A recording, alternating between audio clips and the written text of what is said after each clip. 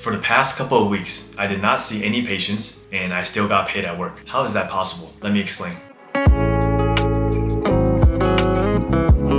Hi, I'm Jeffrey, physical therapist, and welcome to Life of a PT. I've been a physical therapist for almost 6 years now, and I work in outpatient neuro. Since May of this year, I've been a clinical instructor to a student and also trained a new employee right after. This is my 4th student since I started working, and it is my first time onboarding a new employee. Toward the last year of PT school, students are usually on their clinical rotations. We usually take students on their last rotation, which is about 12 weeks long. There's usually a weekly outline that we follow, so the students know what the expectations are. For example, the first week would just be familiarizing with the documentation system, the clinic itself, the equipment, the policies, procedures. First week is also mostly observing treatments and evaluations, and toward the end of the week, hopefully working up towards documenting one treatment note. Students are usually not seeing a full caseload until maybe 8 weeks or later. In terms of how much supervision I give,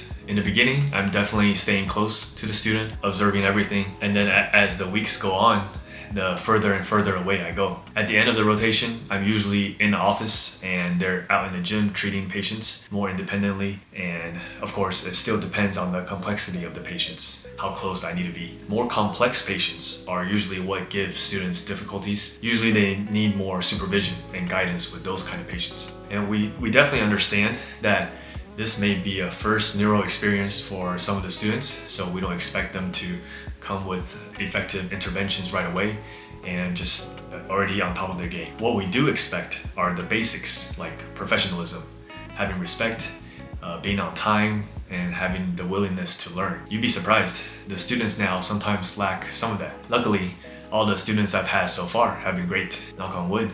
Safety is also another big component I teach the students early on, especially with our volatile patients. Falls can happen in an instant. Over the years, I've definitely learned that I do enjoy taking on students and being able to mentor them. After my student left, shortly after, we hired a new employee who I am onboarding right now. New employees also get about 8 to 12 weeks of mentorship at our clinic. If they already come in with neuro experience, typically they don't need as much time to mentor, but they still need to get used to our documentation system, policies, procedures, just like our students. The main difference is that new employees, they're licensed physical therapists, so they have their own licenses and I don't have to be as close. With students, they operate under my license, so of course I have to be more aware and be more careful. PTs with experience should also have better clinical reasoning and critical thinking skills than the students. Now, to answer my question from the beginning of the video, during the last couple of weeks with my students